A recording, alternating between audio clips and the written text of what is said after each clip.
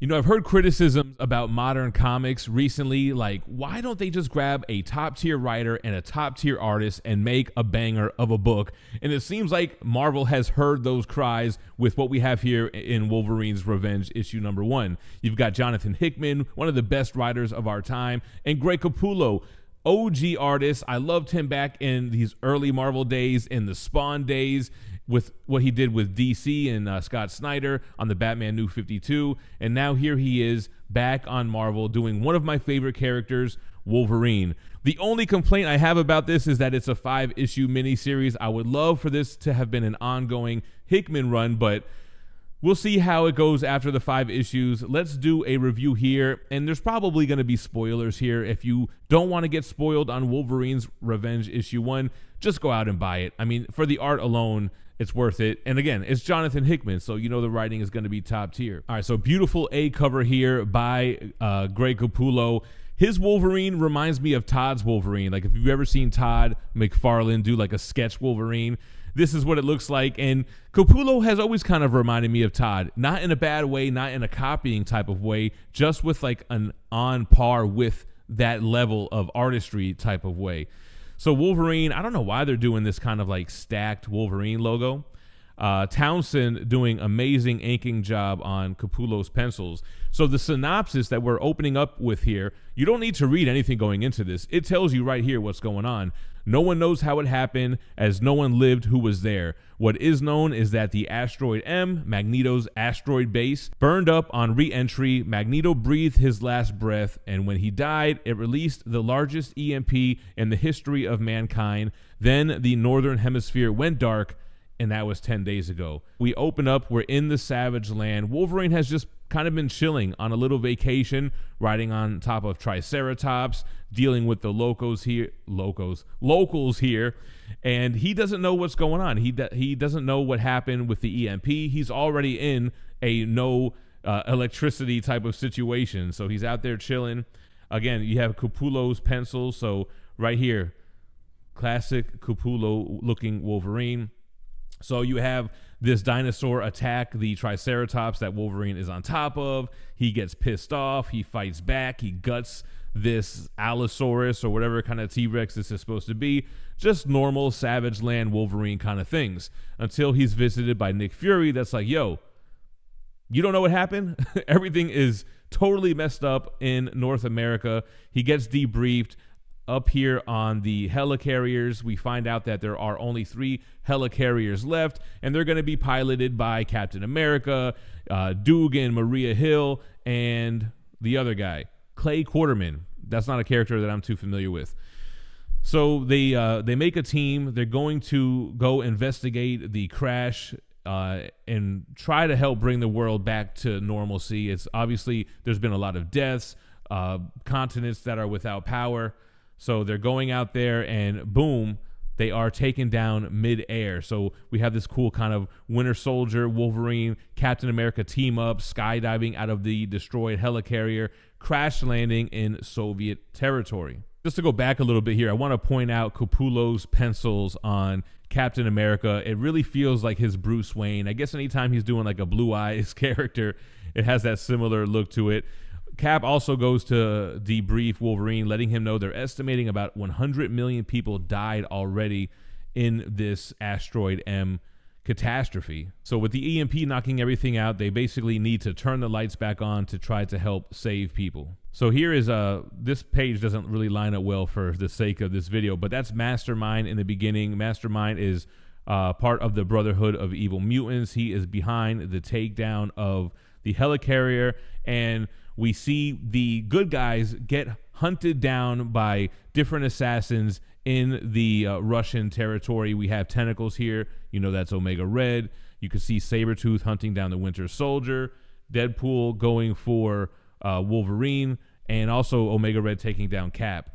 So again, this is why we're here. These interiors feel like they have character within them. The art matters. The panels matter. This is a very Todd McFarlane thing to do. This very long, narrow, with Wolverine sniffing out his enemies. You can see the stubble on his face. So I like the attention to detail there. Wolverine, Cap, and Winter Soldier, they do get captured, and they all have these scars around their chests. We find out that bombs have been implanted inside of their chests so that when they send them back to their families, they don't run off or whatever the hell they think they're going to do, and they'll basically explode them. What movie is this? Like Hunger Games vibes. So we can see Mastermind explaining what's going on, Omega Red, Sabretooth, Deadpool, and then this is kind of like the twist, you guys, coming out of the shadows. Loyal to his country, you have Colossus. He's decided to team up with Omega Red, with Deadpool, essentially with the bad guys, and Wolverine is pissed.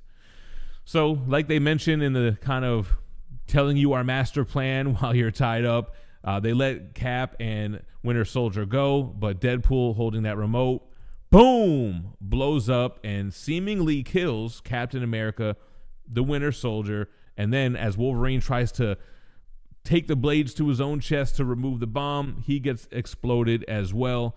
But we do know that that healing factor, it takes a little bit more than a bomb in the chest to get rid of him. So here we go, from a pile of gloop, Wolverine coming back, and he is pissed the hell off. I think the betrayal from Colossus is what's really driving him to be the most angry, but also he hates Sabretooth. You got Deadpool, and that's basically, well, that is it. There's nothing more. That's what happens in issue 1. And while we're here, we might as well take a look at the variant covers that come out with this, and it does have a $5.99 cover price. It's only 28 pages. It does come polybagged. Comic book single issues have gotten very expensive lately, and I don't feel like we really got a lot with this comic.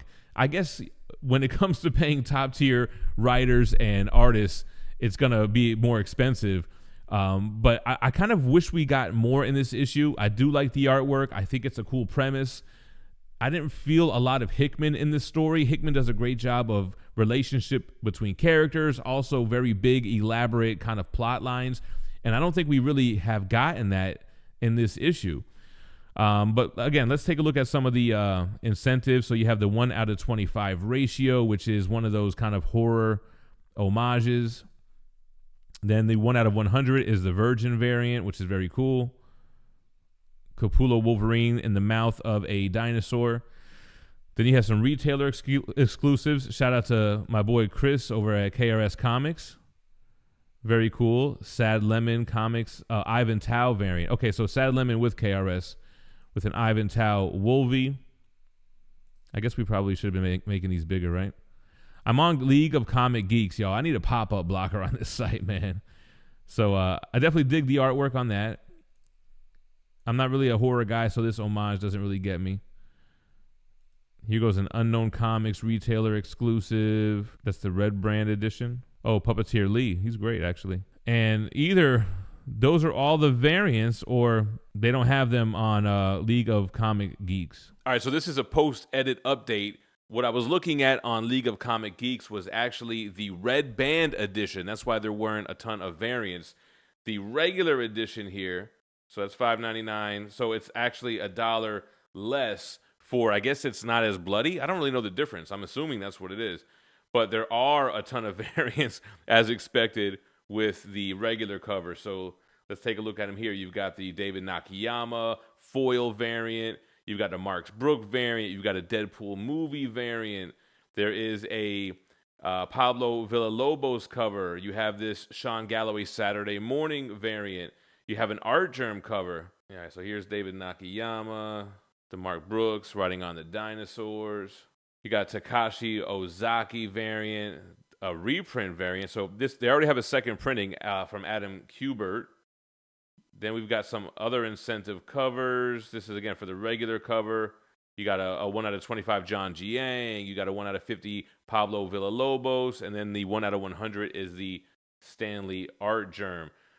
I feel like there are a ton of exclusives here as well. Maybe, again, maybe not on League of Comic Geeks. Yeah, so my final thoughts on it, I definitely enjoyed the issue. As you can see, it's a pretty fast read with just that amount of pages.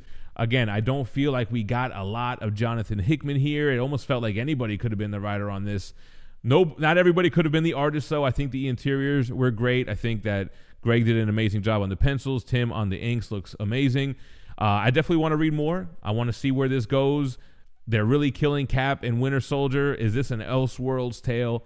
Let me know what you think about Wolverine's Revenge, issue number 1, in the comments below. What do you think about the price? What do you think about the amount of pages? What do you think about the storytelling? Appreciate you guys watching, and stay minty fresh. Peace.